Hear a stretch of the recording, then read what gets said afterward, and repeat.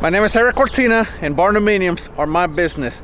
Today I'm in Southern California at Solomon Colors for a hands-on training on various concrete enhancing products that they have. If it has to do with making concrete look good, these guys do it. Let's go check it out.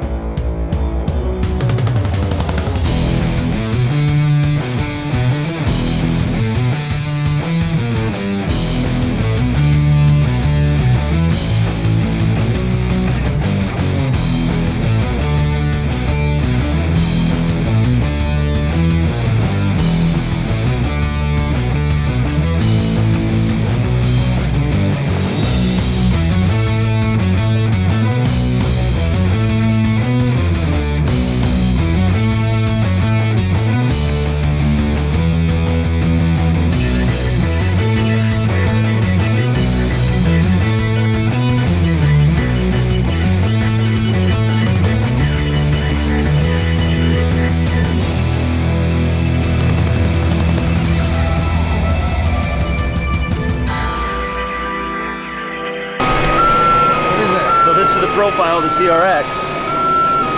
We CNC machine the edges down so there's no lines. It's extremely light, especially on the larger sizes. So this is the 48 inch, it only weighs 7 pounds, but our 96 inch only weighs 15 pounds, which is 10 pounds lighter than a channel float. What about a 10 footer? You make a 10 footer? We're making one right now and I pick it up Friday. All right. Put my name on that one. Okay. So these are the cardboard 2x4s. Best backpack sprayer on the market. So this is the Silica Slayer, and like Grant was saying, it's battery powered. It'll shoot 54 gallons on one charge. Not only is it great for day one, but you can also, it has a detachable nozzle. So a guy that is doing concrete cutting can hook it up to his concrete saw by himself with water and keep the silica dust down. It comes with 3 nozzles. This is an adjustable nozzle. Comes with a direct and a green of 15%. But we're also going to show off the superior products, and we're going to show the different floats and what they're doing. So we have it hooked up right now, so it's going to leave the concrete open just like a wood float. We're going to do the whole pass so you can see how it works. Then we're going to switch it around and we're going to show you how it seals up. And personally, when I use the day one, right after we rod, I start spraying it on and we float it in with the mag vibe. So you'll see it right away cream up, and again, gives you 30 more minutes of workability. We all have our opinions. Everybody finishes different ways. Biggest thing is it gets flat. So I'm going to go ahead and I'm going to let Scott kind of talk about these floats. I'll run them for him so he has a chance to talk. But I like to, the one thing I do want to tell you guys, I like to float my first time against the way I rodded. That way you're not following the rod. So if you see me hopping around, that's why. I'm trying to follow the way that they floated that. And then my final pass, I'll run one way all the way through. So right now we're positioning the float, like I said a little bit earlier. He's going to use the vibration the entire time. And I tell guys to run the float the same speed you would normally run it. Don't slow it down. A lot of people run it a lot slower. So you can see as he drags back, it's going to leave the ripple. There you can see, again, I call it ripping it open like a wood float. So if we had a wood float here and we ran it right side by side, it looks identical. Don't do that on a job site. On a short pole.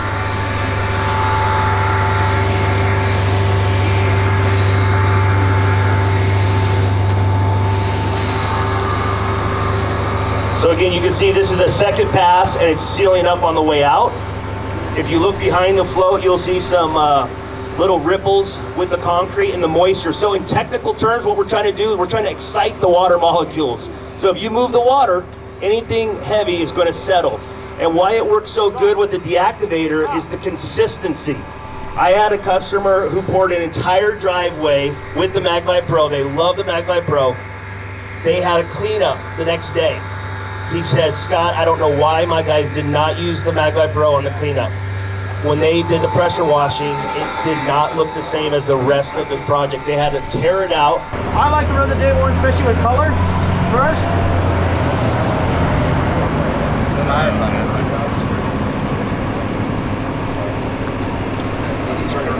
guys, now if you watch what I'm going to do, I'm going to turn this around without any tools, anything like that, and now we're going to seal it on the way back. Pull out.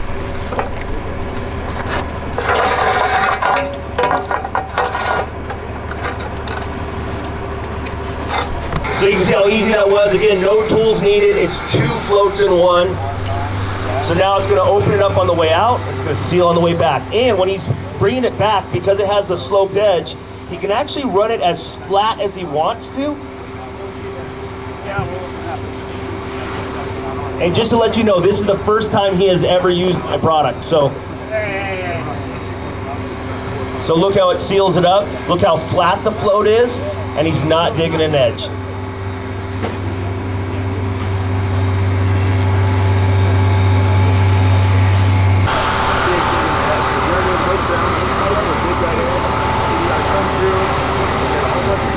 We do one extra step is on the bottom of each side. We put this on a CNC machine and it machines the tips so it leaves less of an edge on the lines. Other competitors out there say that theirs are pre-bent. Well, if you have a pre-bent float, you're not running a flat floor. So ours is extremely flat, up to 10,000ths of an inch on a 10-foot float, which is unbelievable.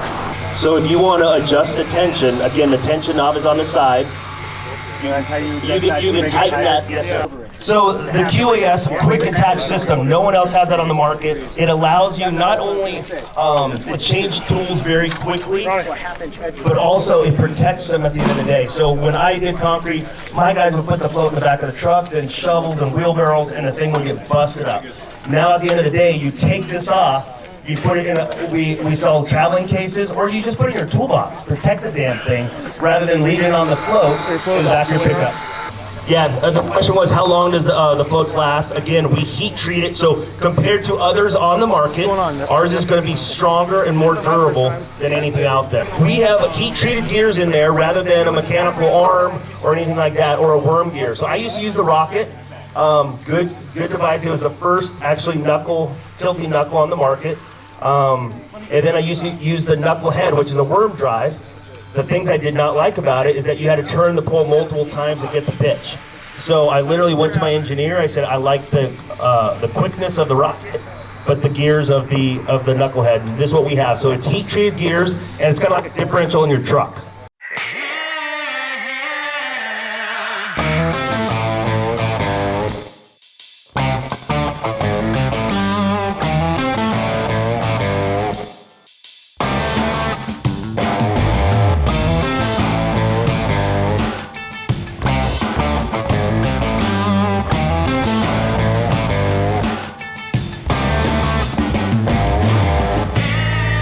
Not even on the website yet, so I call it the Pro Glide Junior. It's 4.5 inches wide. It's kind of like a hybrid between a float and a Fresno, but it's a high density plastic. It comes in different sizes, but you can run it forward and back, or you can actually turn it and use it kind of like a funny trout if you had to. Obviously this size would be a little more difficult, but. So normally if you did this with another float, it's heat treated. Like I said, I'm 220. This thing's not bending, it's not warping.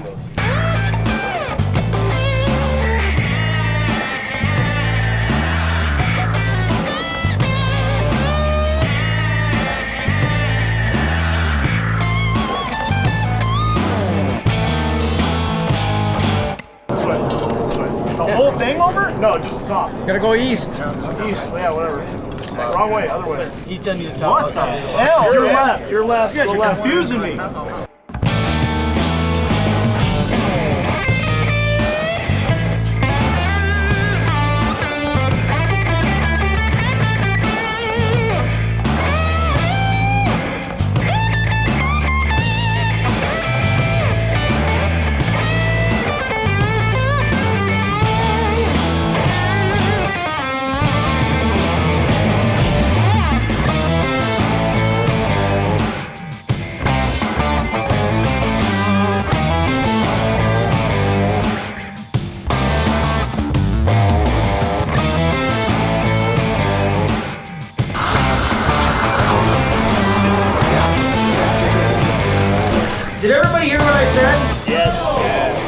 Oh, so you guys like listening to me talk. Okay, let me just wind this up a little bit then. What I was saying is these labels are all coated with the color of the etch on them. It's real important. I was telling a story about a distributor that I have that ended up, they had a contractor come in that had never used our surface deactivator but used another product from another manufacturer, and he came in and said, hey, I want this etch.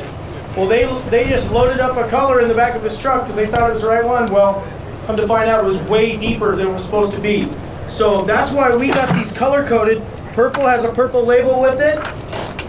Blue has a blue label, if you notice. Beige will have beige. That way you guys know what you're getting.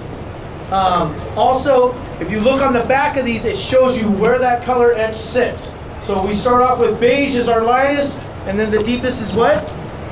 Orange. Orange. So, and like I said, our yellow is in the middle of that. I'm going to be doing purple, which is second to the lightest. Blue, the third up. Yellow in the middle. And then Greg, did you pick me out a fourth one by any chance?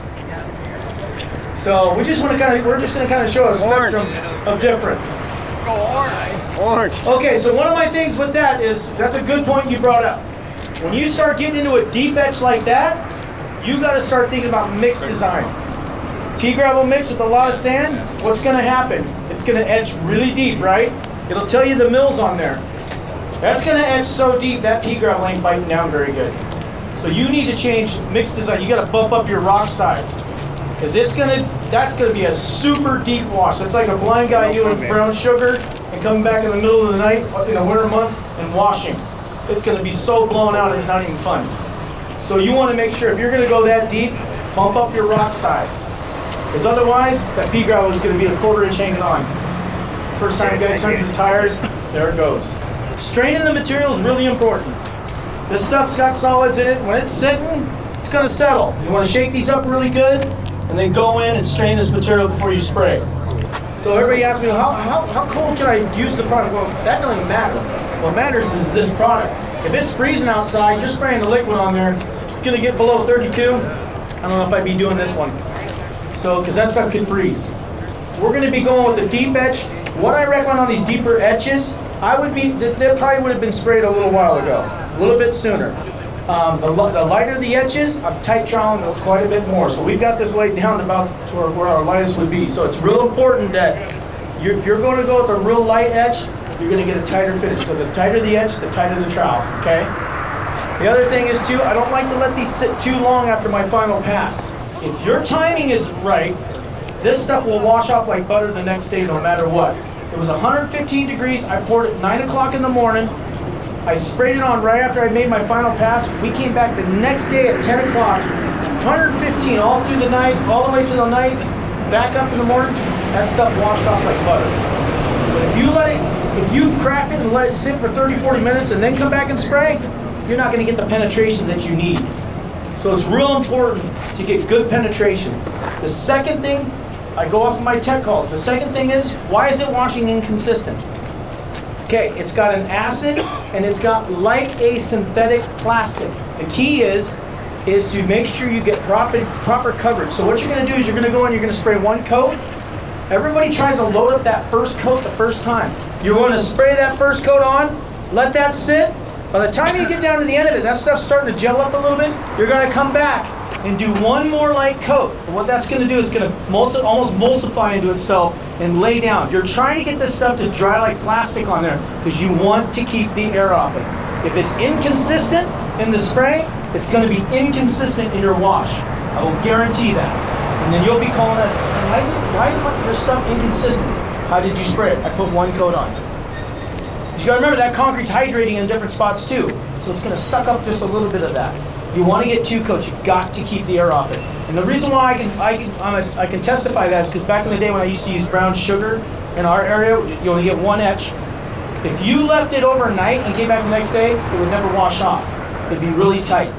But if you covered it with plastic, you can come back the next morning and get a pretty good wash. That's because you're keeping the air off of it. It's trapping in everything. So you wanna make sure that you get a good coverage, okay? So he's now re-cracking it, he's opening up that surface, that's putting some surface moisture there, so that when he sprays the deactivator, we're going to get the full reaction from the material. Does that make sense?